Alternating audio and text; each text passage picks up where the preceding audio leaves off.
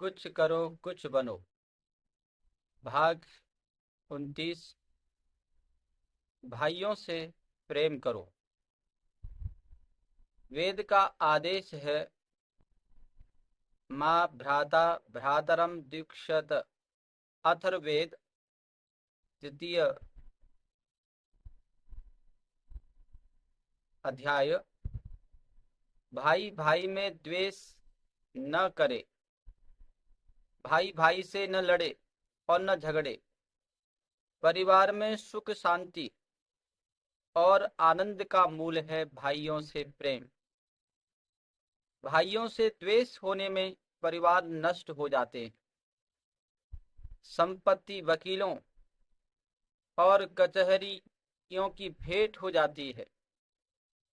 घर बर्बाद हो जाते हैं। भाइयों से प्रेम होने से घर स्वर्ग धाम बन जाते हैं।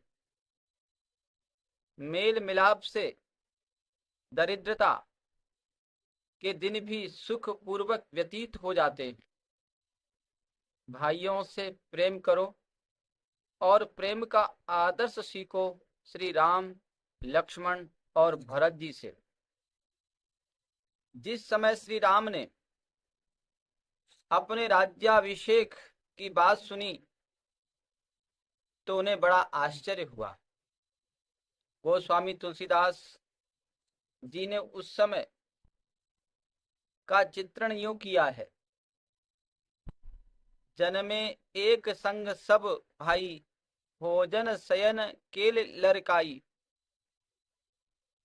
कर्ण वेद उपवीत बिहाहा, संग संग सब भय उछाहा।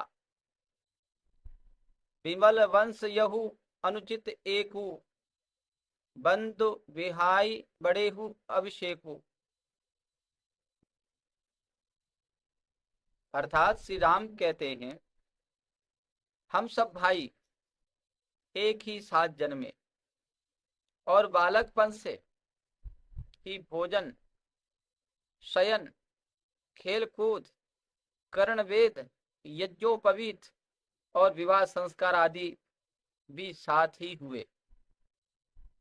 परंतु हमारे निर्मल कुल में यह बड़ी अनुचित बात है कि छोटे भाइयों को छोड़कर राज्य तिलक बड़े को ही हो।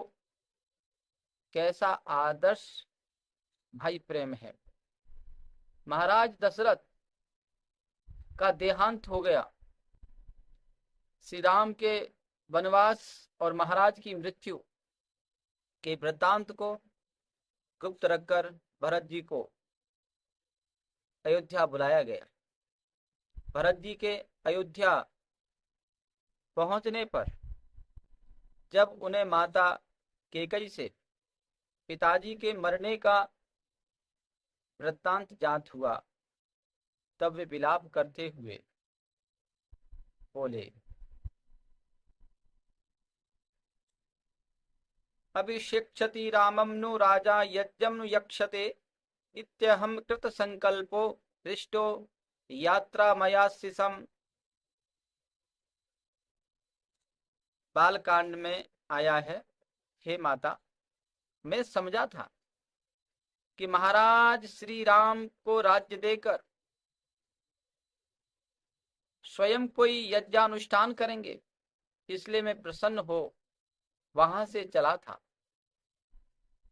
भरत ने विलाप ही नहीं किया, अपितु अपने भाई को वापस लाने के लिए वन में गए। जब श्री राम किसी भी प्रकार से लौटने के लिए तैयार नहीं हुए तो भरत जी श्री राम की चरण पादुकाएं लेकर वापस आए और स्वयं 14 वर्ष तक नंदी ग्राम नामक आश्रम में वानप्रस्थों का जीवन व्यतीत करते रहे। यह तो राम के प्रति भरत का स्नेह है। अब श्री राम के प्रेम का भी अवलोकन कीजिए। वन को जाते समय श्री राम अयोध्या वासियों से कहते हैं,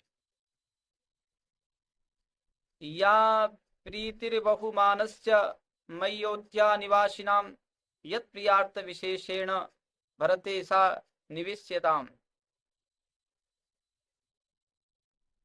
अर्थात हे अयोध्या वासियों, आप लोगों की जैसी प्रीति और आदर और बहुमान मुझ में है, मेरी प्रसन्नता के लिए आप भरत के प्रति भी वैसा ही आदर और मान रखना। श्री लक्ष्मण का स्नेह तो जगत प्रसिद्ध है। वे अपने सुखों को छोड़ श्री राम के साथ वन को चल दिए, जहां श्री राम का पसीना गिरता था, वहां वे अपना रक्त बहाने को सदा प्रस्तुत रहते थे। कबंध राक्षस ने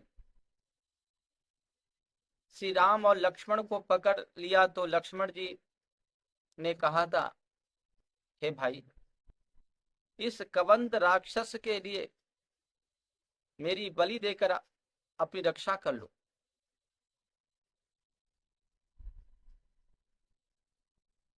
फिर सीता को प्राप्त कर और अयोध्या के राज्य सिंहासन पर आरूढ़ हो कभी कभी मेरा स्मरण कर लिया करना। कैसा आदर्श प्रेम है। अब लक्ष्मण के प्रति श्री राम के प्रेम का भी उदाहरण देखिए। जब मेघनाथ को शक्ति लगने के कारण श्री लक्ष्मण जी अचेत हो गए, तब श्री राम विलाप करते हुए कहते हैं, देशे देशे कलत्राणि देशे देशे च बांधवाः तम तु देशम न पश्यामि यत्र भ्राता सहोदरः।